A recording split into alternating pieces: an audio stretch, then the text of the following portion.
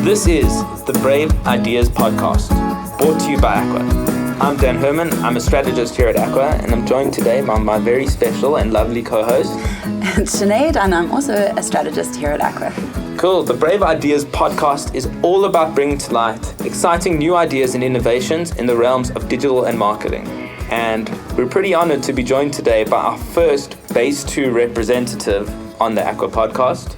It's Wynand Coetzer, the head of strategy from BaseTwo. Hello, everyone. And he is here to talk to us about the ladies. That's exactly right. One of my favorite topics, the ladies. And hopefully that's why I'm here too, right? Yes, exactly. We needed a lady's point of view on this. Okay, there we go. The main reason I'm here is to talk about something that's been happening in the South African landscape.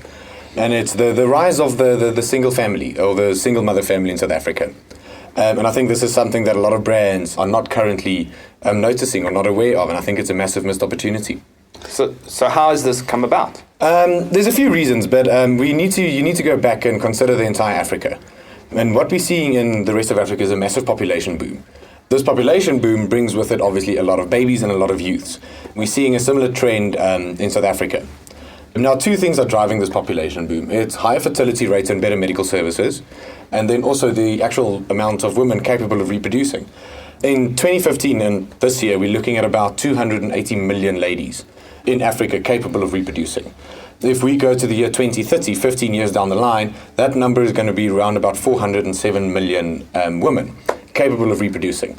So if you do the math, it's no surprise that we're seeing a massive population boom. So it's a massive population boom, but what was quite interesting is that you were saying single mothers. So we're seeing the breakdown of the patriarchal society. Fathers are becoming less and less involved in the lives of their children. And the burden, for lack of a better word, is falling on the mothers of Africa, specifically South Africa, to kind of take control of the families and run with everything. Basically, if I'm hearing you correctly, what you're saying is that the male population is under threat by the uprising of women. No, I'm joking. I think it's really fascinating to see how you've obviously explored how everything is changing in terms of, the gender roles within a society. And, it's quite interesting that you say it's especially happening in South Africa. So what are the implications of this change for the South African market or population, which has generally been considered quite conservative and quite patriarchal? I think for a very long time we considered males and fathers to be kind of the head of households, the breadwinners, all of those cliches. Those things are completely out the window at the moment. And what we're seeing now is single mothers and women are becoming economic decision makers. They're becoming the breadwinners. They're becoming the guys who make the calls on what gets bought, what doesn't get bought. And that's a massive shift for the South African economy. And I think brands need to be very, very aware of that. So women are becoming the decision makers, but we're not addressing that in terms of us as brands. Are there any maybe international examples where they are starting to address that? Absolutely. I mean, in South Africa, it's about a new family structure and understanding a new family structure. The trend in South Africa is single parents, especially single mother parents. In America, we're seeing a similar trend, although the makeup of their families is slightly different. There's a reason why Modern Family is so successful, because it really, truly does depict the modern American family. We're seeing brands, for example, only use post-divorce families in their communication. We're seeing people acknowledge same-sex marriages, gay couples in their communication. So in America, there is definitely a heightened awareness of the new family structures. In South Africa specifically, as I said, the trend is around single-parent families. Some would say that the shifting nature of the family, from a nuclear family to this very diverse cross-section, whether you be single parents, whether you be LGBT family units, whether it be multiracial family units. Some would say that it signals a breakdown in terms of the family unit. Is this your perception? Is this something that's breaking down, or is it an opportunity to build upwards and do something exciting? I do think to a certain degree it is pretty much the breakdown of the traditional family as we know it. That has negative and positive implications. But yes, I mean, at the very, very core, we're no longer faced with mom, dad, 2.4 kids. That kind of idea is very much in the minority. Today, the average South African family is, give or take, single mother and 3 children. That's a completely different ballgame to someone who has a mom, a dad, and 2 kids.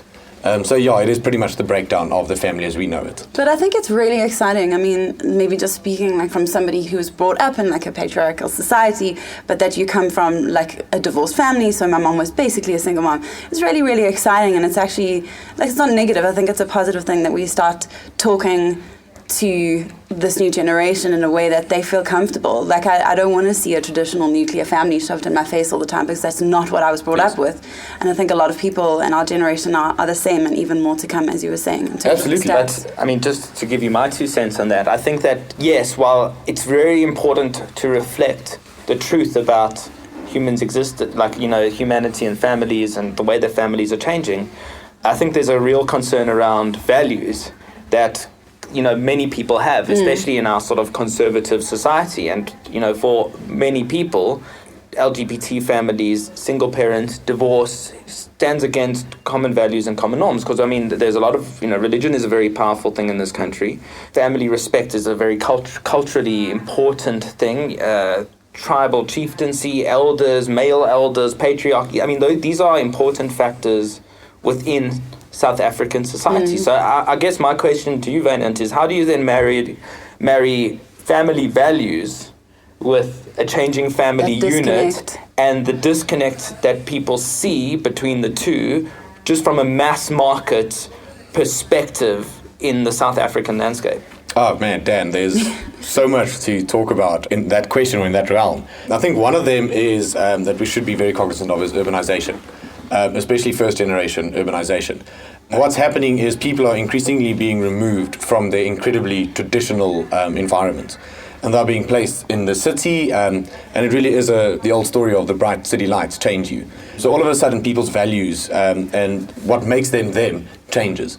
They don't have the restrictions of all their traditional backgrounds. So people are having a kind of a shared consciousness or a shared urban value system. And that doesn't necessarily fit into what we've been used to or how we were brought up. So that's definitely one of the things that are changing. Second to that is the idea of the patriarchal society. A lot of our traditions, values come out of the society. And the moment you remove the patriarch out of the system, but you still run according to that system, it's very much like trying to play a soccer game, but you're using the rules of cricket. For example, if I could throw some stats out, about 51% of South African mothers consider themselves to be single mothers. On the other side of the fence, about 50% of South African fathers have admitted to not having daily contact with their kids. So if you run according to a patriarchal system, but you remove the patriarch, things start getting a bit wonky and a bit wobbly. And I think that has a massive knock-on effect on the way we construct our new values. Just talking about values, and I think what Dan was saying in terms of like focusing on perhaps something that may seem negative. So again, I know we were talking about it earlier today, but the example of Frozen. And I think that's such a beautiful example of focusing on different values, but that are still not considered bad. Just let it go. Let it go. I think you make a good point. It is. It's that bond. They focus on the bond between the sisters. So yes, maybe the values of true love and that romance is gone, but now we're focusing on something that's really our value and really like meaningful.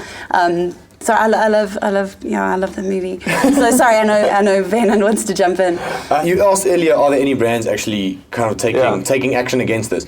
And it slipped my mind, but coming back to it now, Disney is doing a phenomenal job at this. Frozen is a brilliant example of the type of stories that Disney are starting to tell a mass audience.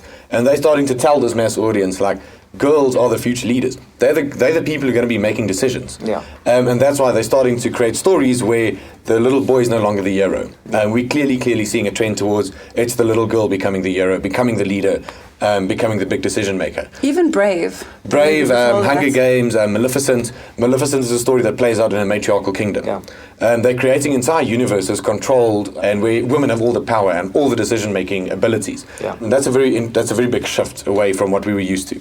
So, I mean, I agree with you. I think Disney are definitely pushing the boundaries. In fact, I recently read that what's in the works is the first sort of LGBT Disney princess is coming actually to the... So they're actually really shifting they're shifting everything in terms of how kids today are perceiving the family unit. And I think that developed countries like the USA and, obviously there's all sorts of fractures within society, but in the USA and in Europe, like you can definitely see a shift towards that family unit and that new perception of what the family unit is becoming the key focal point. I think that where there's obviously challenges is, families have to be comfortable with that, especially conventional nuclear families have to be comfortable with the fact that whatever values they've raised their children with are being shaped by companies like Disney, who are changing the game for families based on communications.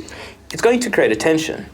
And I think we have to be prepared for that as well. I mean, we can't just think that marketing directly, taking communication to that level isn't going to cause a fracture with people, in religious communities, in more conservative communities, in patriarchal societies where there's a whole bunch of focus on what are family values and how does that work. So, I mean, surely that there are major risks here. Yes, I think we're entering a phase now where, this whole idea of the changing family structure, there's a lot of these kind of phenomena going on in the world. But what this brings about, one of the knock-on effects, is what we call post-demographic consumerism, where basically traditional demographics are no longer applicable for marketers. We can't use things like age, income, race to make decisions anymore. Those things are out of the window. We're now seeing a system where, because values are changing so rapidly, it's much more about finding groups of people that share opinions, attitudes, and beliefs, as opposed to people who share income, age, and race. Yeah. And I think that's going to be the biggest challenge for marketers and brands going forward. Wynand, so let's get to brass tacks here. What do you want the people of Aqua and BaseTwo to take out of this conversation? The first thing I think is going to be acknowledgement of the situation. Everyone needs to buy into this, and everyone needs to understand what's going on. That's the first part. After that, it's a question of getting our clients to buy into this and to understand this. If we do a good enough job, they might be brave enough to react to this. I think today it's no longer good enough to just have a positioning in the market. You actually have to have a position on something. You need to take a stance for something. And I think acknowledging the new South African family and the new normal, which comes with it, is something that a lot of brands can actually react to and take a stance on. Wynand, thank you so much for coming on the show and bringing to light this edgy and exciting new idea. Cool, pleasure. And thank you to Sinead for bringing your feminine wiles and input into the conversation. So, Wynand, yes, if people want to find out more about this topic or find out more about you, what do they need to do? The topic's a bit of a tricky one because as we were compiling the research, we used a incredible amounts of sources and a wide variety of research. It's difficult to pinpoint just one. However, if you just play around on the internet, Google around, you'll find amazing material on this topic. Probably the best paper that I could recommend is a paper done by the United Nations called Africa Generation 2030. Brilliant piece of analysis on the future of Africa and where Africa is heading. Other than that, if you want to reach me, you can do that on email. It's wynand.coetzer@base2.co.za. You can reach me on Twitter. It's Wynand_ZA, but that's spelled WWWYNAND_ZA. Thank you very much. I'm now going to pass the ball right back to you for the tool of the week. And don't make any jokes. No tool of the week jokes. No.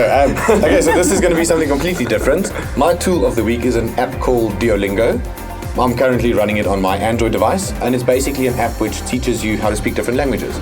So I'm in the process of learning Spanish, and I am quite surprised at how easy and how intuitive the app actually works. Okay, so a question from me is, what do you think us at BaseTwo and at Aqua, what's the value of that app for us? Look, as marketers, as communication specialists, learning a new language is never going to be a bad thing, especially if you consider the amount of work that we're starting to do into the rest of Africa. So as an example, if you could kind of learn basic French, you have a massive advantage to be working in West Africa. So learning a new language as communication specialists is definitely recommended. Great. So thank you for joining us today. If you want to find out more about the Brave Ideas podcast, you can follow Aqua Agency on Twitter, Facebook, and LinkedIn. You can also follow the Brave Ideas podcast on Instagram. If you are an employee or someone with an idea who's sitting at BaseTwo and Aqua dreaming of ways to get involved with this podcast, it's very easy. Submit your topic to braveideas@aquaonline.com and you can be like Wynand too. So that concludes this episode of the Brave Ideas podcast. We'll catch you next week.